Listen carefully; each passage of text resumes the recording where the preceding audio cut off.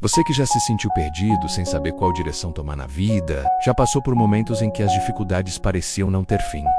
Você não está sozinho. Hoje, vou te mostrar as parábolas de Jesus.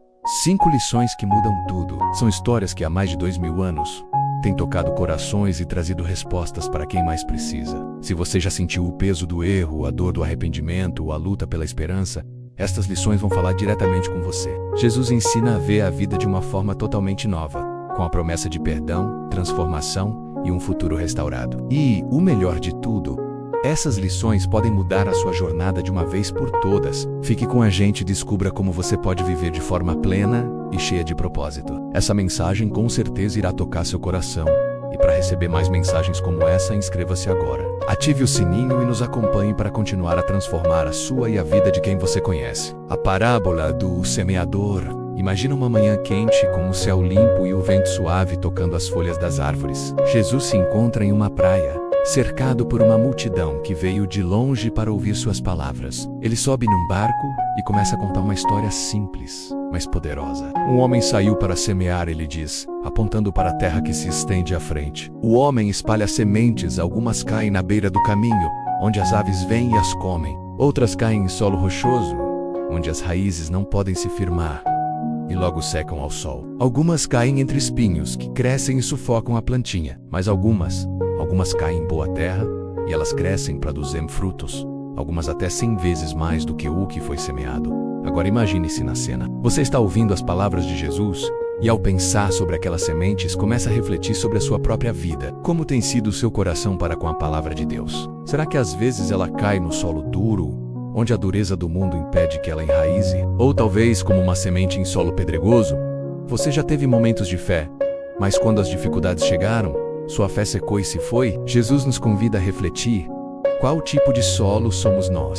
Estamos permitindo que a palavra de Deus crie raízes profundas em nossos corações, ou a deixamos ser roubada, sufocada ou secar? Ele nos chama a preparar nossa terra interior para que, quando a palavra dele cair em nós, ela cresça e frutifique abundantemente. A parábola do trigo e do joio. À medida que o sol se põe, Jesus continua a contar outra história. Ele descreve um campo que foi cuidadosamente plantado com trigo. Mas enquanto todos dormiam, o inimigo entrou e semeou o joio no meio do trigo. Quando as plantas começaram a crescer, os servos do dono do campo notaram que havia algo estranho. Senhor, não foi boa a semente que você plantou? Perguntaram. Por que há joio no campo? O dono do campo, com sabedoria, responde: deixe crescer o trigo e o joio juntos até a colheita. No final, o joio será separado e queimado, mas o trigo será recolhido e guardado em meu celeiro.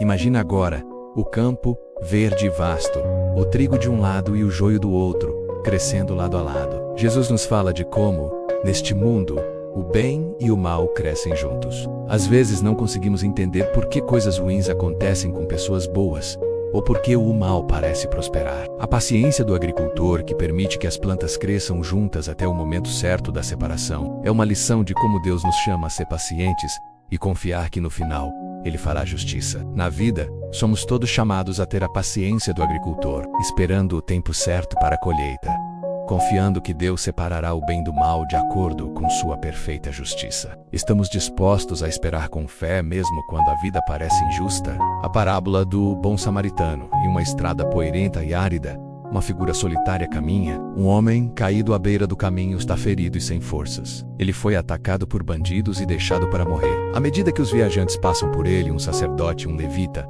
ambos homens respeitados e religiosos, olham para o homem ferido, mas apressados e preocupados com suas próprias responsabilidades, seguem em frente, sem parar. E então, um homem de uma terra inimiga, um samaritano, aparece. Samaritanos e judeus não se davam bem, mas esse homem, ao ver a dor do outro, não hesita. Ele se aproxima, cuida das feridas do homem com óleo e vinho, o coloca em seu próprio cavalo e o leva até uma hospedaria, onde paga para que o ferido seja cuidado até se recuperar. Jesus, ao contar essa história, faz uma pausa e pergunta: quem foi o próximo do homem que caiu nas mãos dos ladrões? A resposta é clara: o samaritano. E então Jesus nos desafia a seguir o exemplo do samaritano. Vá e faça o mesmo.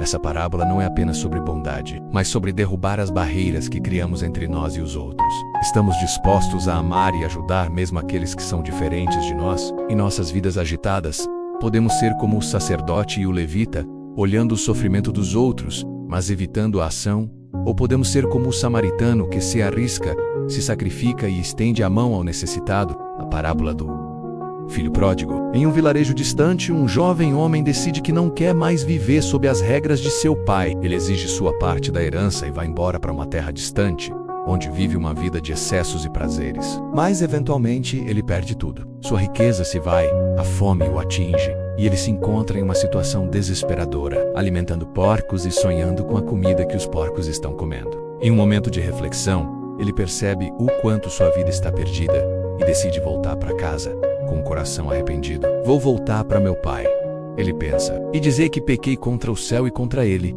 Mas o que ele não sabe é que seu pai o estava esperando, com os braços abertos. Quando o pai o vê ao longe, corre até ele, o abraça e o beija, dizendo: "Este meu filho estava morto e voltou à vida, estava perdido e foi achado." Jesus então nos ensina que não importa quão longe tenhamos ido, o amor de Deus está sempre pronto para nos acolher de volta, se nos arrependermos de coração. O Pai não diz "eu te avisei", ou "você fez por merecer isso", ele apenas perdoa, ama e restaura. Esta é uma imagem poderosa de como o perdão de Deus é imenso, incondicional e gracioso. Essa parábola nos convida a refletir sobre o quanto estamos dispostos a perdoar os outros e a nós mesmos, e se, em nossos momentos de arrependimento, acreditamos verdadeiramente que Deus está nos esperando com os braços abertos, pronto para nos restaurar. A parábola das 10 virgens. Imagina uma noite silenciosa, com as estrelas brilhando no céu. 10 virgens, cada uma com sua lâmpada acesa, esperam pelo noivo que virá a qualquer momento. Mas enquanto aguardam, 5 delas começam a cochilar,